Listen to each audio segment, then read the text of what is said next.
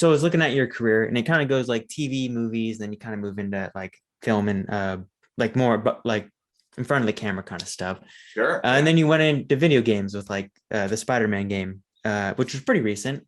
So Yeah. why did you want to start doing video games, and then how did you actually start going in there? Oh, for me, the video game thing, that was totally unexpected. I got into it because, in the stunt business, kind of like word of mouth. I had a great action designer who I'm really good friends with, Phil Silvera.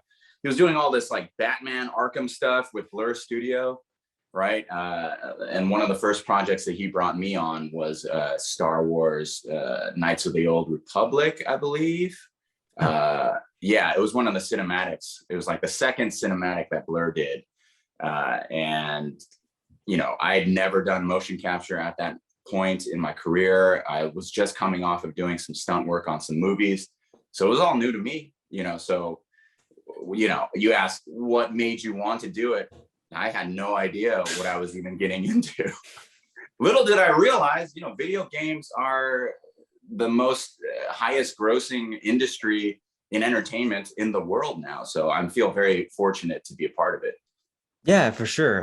So what about Spider-Man specifically? Because that was such like a big role. Because I was like, you said you did mocap for like old Star Wars games and stuff, but Yeah. like Mr. Negative was like your face, your voice, Yeah, your yeah, mocap. right. Like, how did that sort of happen where Oh, you yeah, got such a bigger role so quickly? Right. Well, I had done a lot of mocap up to that point. Always kind of just the action or the body, never really the face, never really the voice.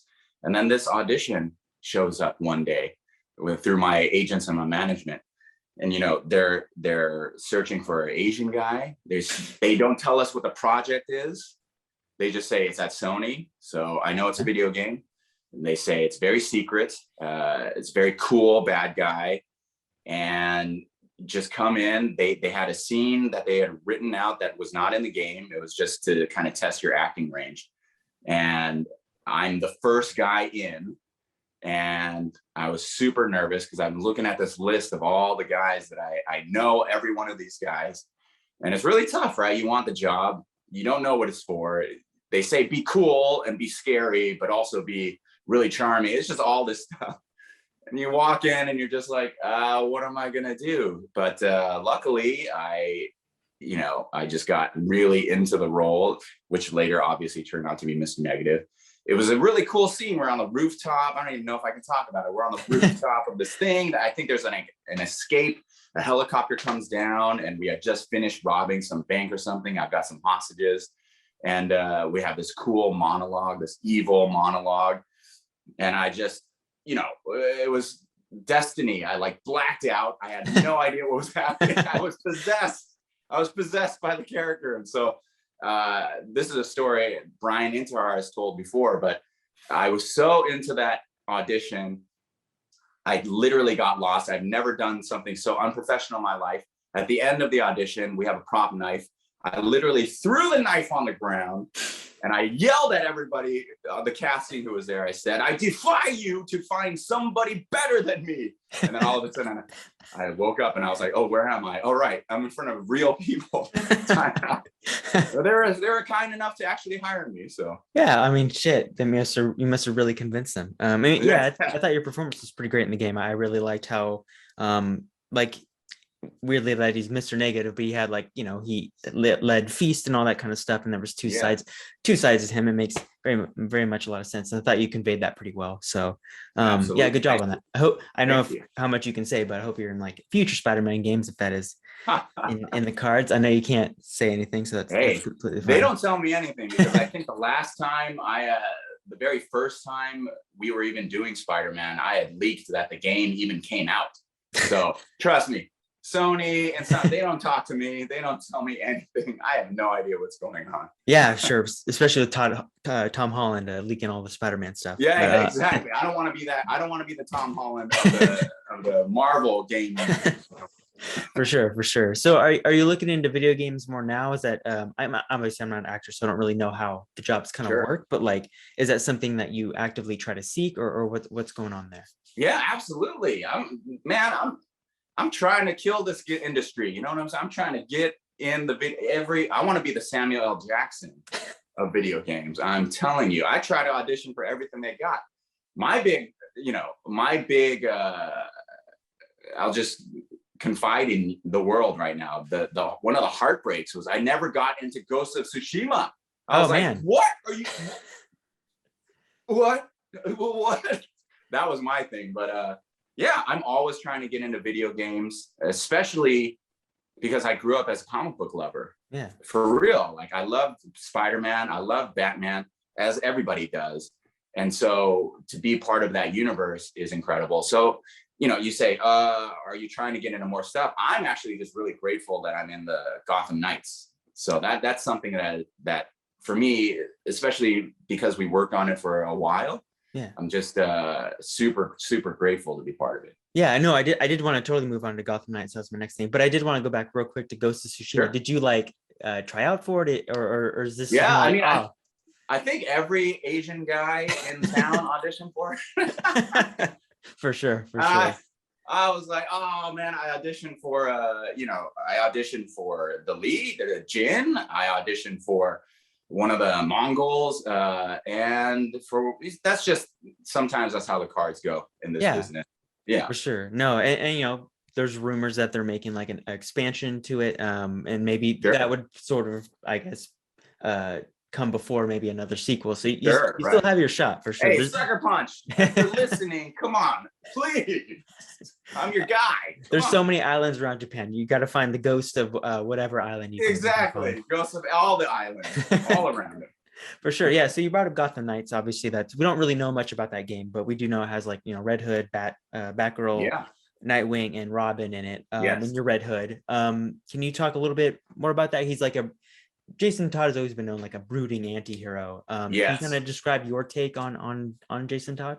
Oh man, well, I got in trouble last time I talked about it. WB Montreal. Don't break your embargoes or whatever. No, I'm with you. Whatever you can say. WB Montreal sent me an email and said everybody needs to be quiet from now on. But I can say for the Red Hood, like I've said before, I do know that the writing team, they really care.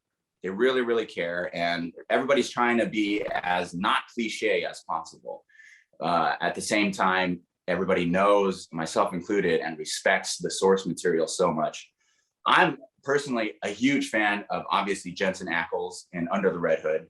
But I always tell people too, I'm trying not to be a complete copy of the guy because nobody wants to just hear an imitation.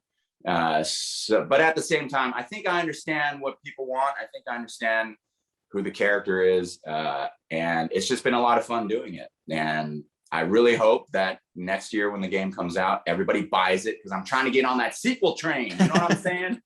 Trying to get that sequel money. Yeah, for sure. No, it's so weird because like you said, like I said, we've seen so little of that game, but it's like, and you can, I'm sure, I guess that's what I'm going to ask is like your involvement, like that game is maybe like a year out. We don't know, but do you do things like periodically? Is it just voice? Are you doing like mocap for him too? Oh yeah. We started initially doing mocap up in Canada, but right when we did that, that's when COVID hit. Yeah, I bet. It was hilarious. I'm not hilarious. Obviously it was a tragic, terrible worldwide pandemic, but like literally after one of the mocap sessions, in addition to obviously providing the voice and our facial movement likeness, right? We had to literally drive to the airport and escape from Canada right as the borders were coming down. I know. It was closing down, right? It was like something out of Escape from New York or Escape from Los Angeles. Only Escape from Canada. Canada. Exactly. No, I wonder why Kurt Russell never made that sequel. That would have been pretty tight. Because they're too nice. Who'd want to escape? They're so friendly out there. Escape to Canada. Exactly. For sure. So you said like facial stuff, like he has a mask on. I know. I thought so too. I was like, but they're doing some stuff. I don't know. I can't, like I said, I can't explain anything more, but especially all the other characters, they're standard procedure for a lot of these motion capture games that they do the dots and then they harness their muscle movement to the face character. So it's very cool.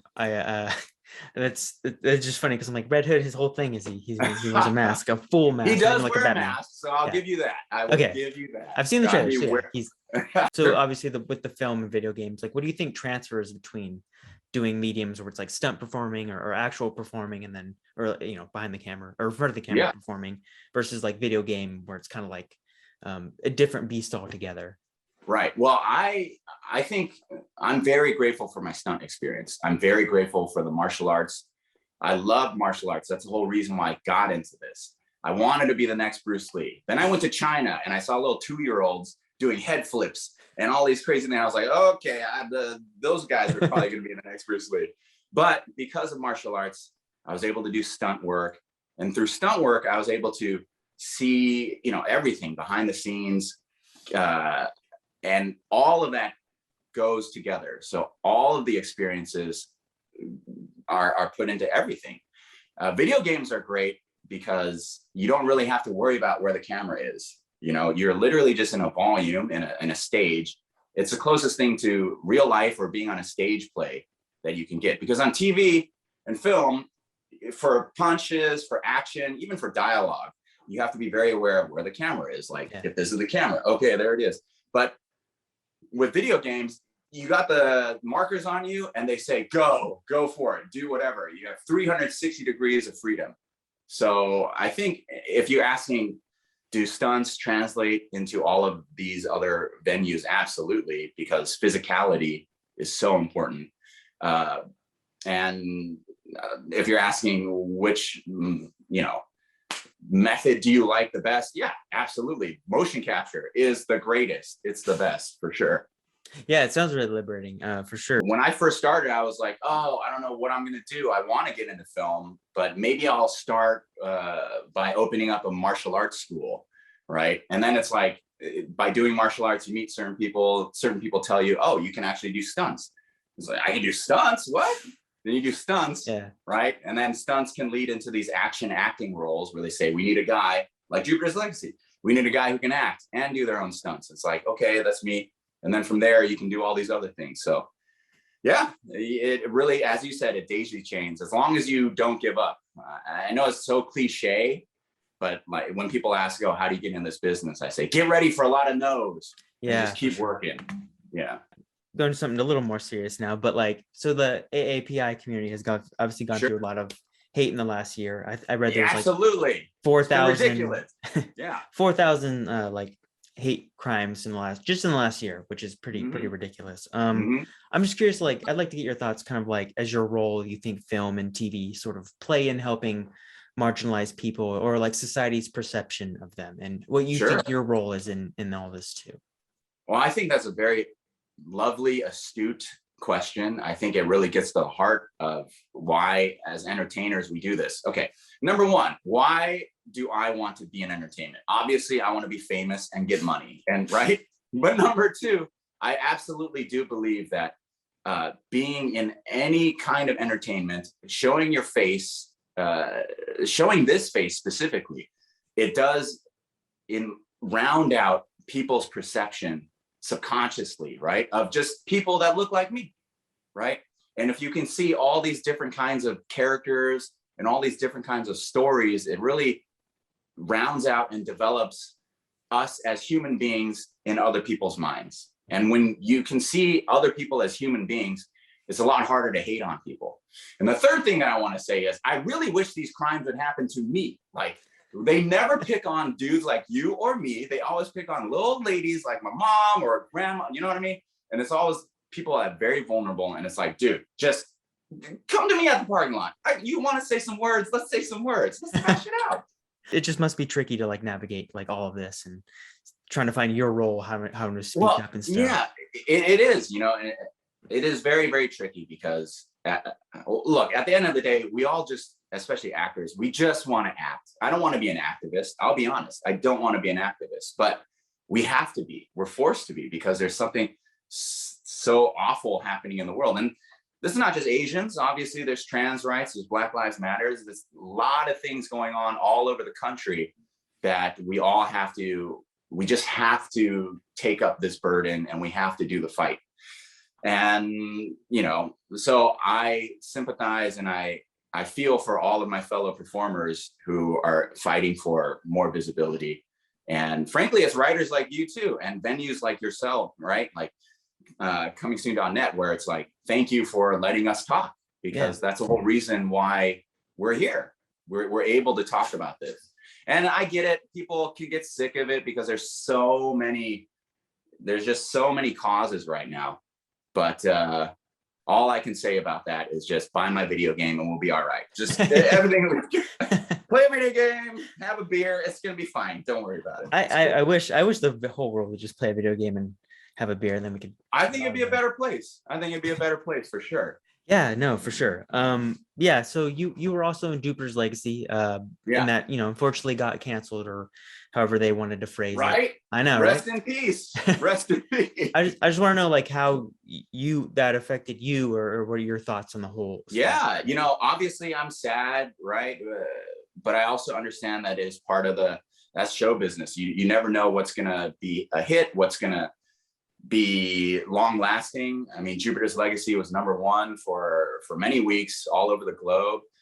People like it, people don't like it. I will say I'm very honored to be part of this show that is going to launch, all these spin-offs, so for that, I'm very grateful. And to be part of the big tone setting fight sequence, right, that again Phil Silvera set up, and Stephen Knight, Sun King, like all these dudes are amazing people to work with. Our costume designer, Liz, she was fantastic. Yeah, on that alone, let's just say this. The takeaway from Jupiter's Legacy, even if it's canceled, I do think it's a game changer in terms of costume design for superhero suits, because those things were incredible. I wish I stole mine. I wish I had mine.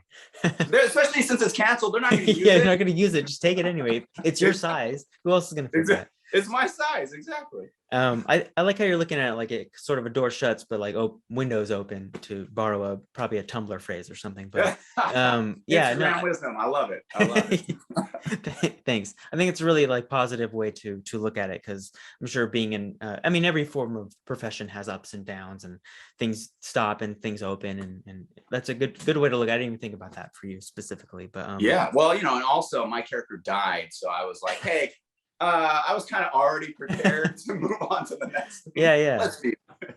I mean, who knows? They could always resurrect you or something. But yeah, that's no, right. for sure. It's comic books. Yeah, anything can happen. Well, yeah, I don't want to take up too much of your time, unless there's anything else you want to tell me or get off your chest, or. No, get off your chest. Get off your chest. Well, I've been really thinking lately. No, I'm good. I think we covered a lot. But like I said, I thank you for your AAPI question. Yeah, for sure. To any punks out there that want to roll, let's go. Come to the parking lot at Ranch 99 in Cerritos. I will be there. Let's do this. Okay, I'll publish that right now, and then I'll tell you. Do that. That should be the headline. That should be that.